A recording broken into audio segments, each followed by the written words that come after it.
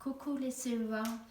Bon, je ne sais pas si vous vous souvenez, mais la dernière fois qu'on s'est vu en bibliothèque, je vous ai raconté une histoire de Chaperon Rouge, enfin deux histoires, deux réécritures. Un chaperon rouge et le petit chaperon rouge a des soucis. Et je crois me rappeler que ça vous a fait sourire, rire et même partir en fou rire pour certains ou certaines. Donc ça c'est un très très beau souvenir. Et du coup j'ai décidé de vous raconter aujourd'hui une nouvelle réécriture. Bon, comme vous pouvez le constater, on n'est pas en bibliothèque classique, le confinement oblige. Alors j'ai décidé de venir vous faire un petit coucou chez vous. Voilà. Alors vous vous rappelez bien les consignes de base. On s'assoit, on évite de remuer ses petites jambes, on ferme la bouche, on ouvre grand ses oreilles, ses yeux encore plus. Et pour ceux qui ne peuvent pas, pose son doigt sur sa bouche, pour ceux qui ont du mal à ne pas parler. Alors, aujourd'hui, je vais vous raconter Chapeau rond rouge de Geoffroy de Pémard. Donc, c'est une réécriture du Petit Chaperon rouge.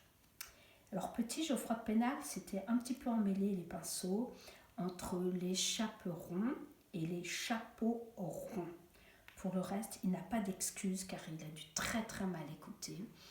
Et vous, en écoutant cette histoire, vous allez bien comprendre pourquoi. Vous êtes prêts?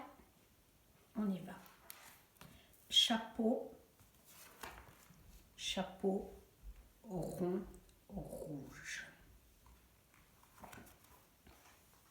Il était une fois, ça démarre comme un conte classique, une petite fille qui vivait avec ses parents à l'orée de la forêt. Comme elle ne quittait jamais le chapeau rond et rouge que lui avait offert sa grand-mère, on l'avait surnommé Chapeau rond rouge.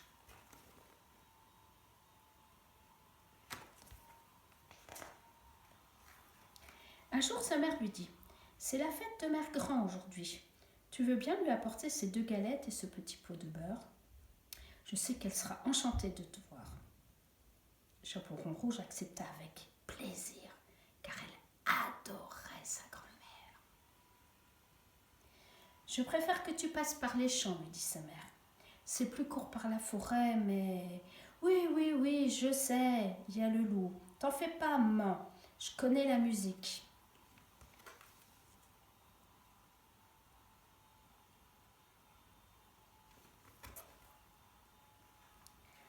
Au bord de la route, Chapeau rond rouge tomba sur un grand chien gris endormi contre une meule de foin.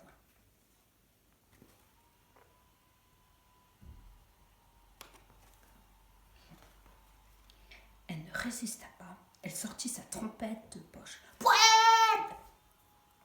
L'animal se réveilla en sursaut, complètement terrorisé. Qu'est-ce que c'est?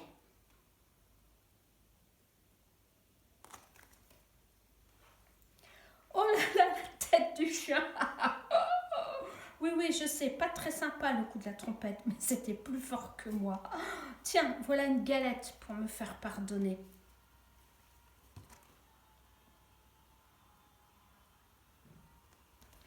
Je suis pas un chien, je suis un loup et Oh l'autre, non mais t'es pas le loup vit dans la forêt, il est très méchant, tu t'es vu toi avec ta bonne bouille de toutou gentil?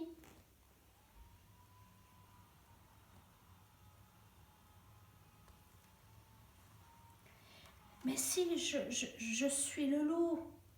C'est ça, dans tes rêves peut-être. Allez, mercredi matin, faut que j'y aille. Tu vois la fumée là-bas? C'est juste là. Mais à cause du loup, je dois contourner la forêt. Au revoir, mon gros chien.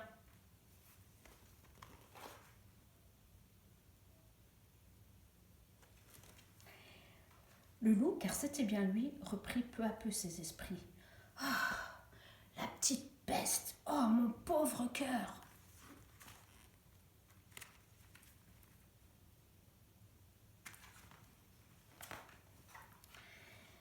Mais elle va voir ce qu'elle va voir. Je vais lui en donner, moi, du gros toutou gentil.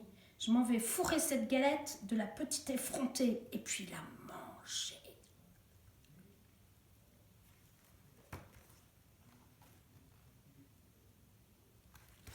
Et puis le loup partit en courant vers la maison de Mère Grand.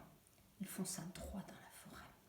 Il ne regarda ni à gauche ni à droite. La maison était en vue. Encore une petite route à traverser et... Bing! Une auto l'envoya valdinguer dans un fourré.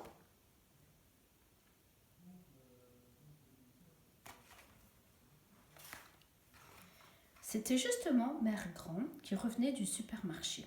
Oh là là, misère, le pauvre chien, il est arrivé si vite, je n'ai pas pu l'éviter. Juste ciel, il n'est pas mort. Vite, vite, vite dans le lit et je file chercher le docteur.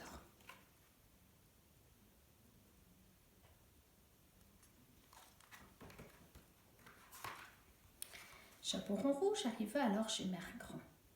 Bonne fête, Mère Grand, c'est moi, le soleil de ta vie, je t'apporte une galette. Oh, tu es couché? T'es malade? Quelle mine épouvantable!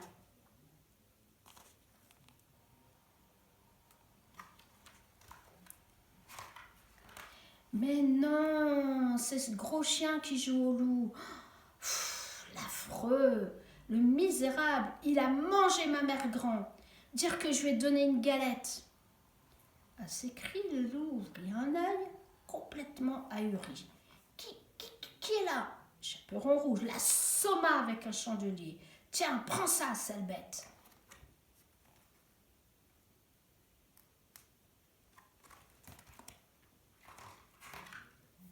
Mère Grand, est-ce que tu m'entends? Mère Grand, je vais te sortir de là. Et elle s'en fut chercher un couteau dans la cuisine.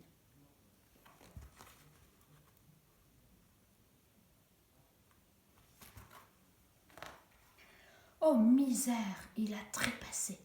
Il est mort, s'exclama Mère Grand qui arrivait avec le docteur. Je comprends pas, ce pauvre chien respirait encore lorsque je suis partie vous chercher.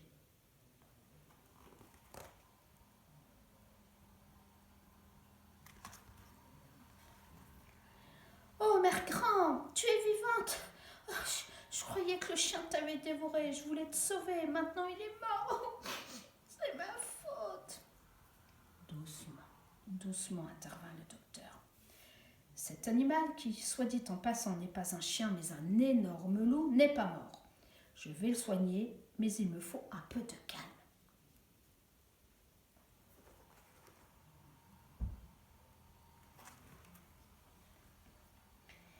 Le docteur réussit à sauver l'animal, qui passa sa très longue convalescence chez Mère Grand. Après quoi, il dut se résigner à son sort. Sa réputation de loup féroce en avait pris un sacré coup. Il finit donc ses jours auprès de la vieille dame. Il ne pouvait plus jouer au grand vilain loup.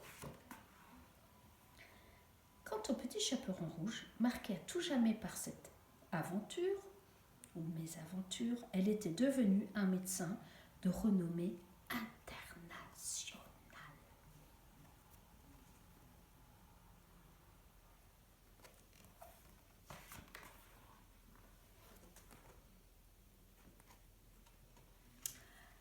Voilà, alors j'espère que cette histoire vous a bien fait rire. En tous les cas, moi je l'adore, c'est une nouvelle réécriture.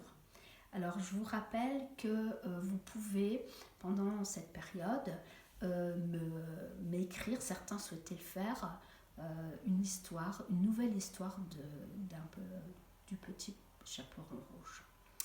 Voilà, je vous souhaite en tous les cas une très très bonne lecture ou relecture. Écoutez les podcasts de France Inter qui sont très beaux, les contes de Gilles Vigneault.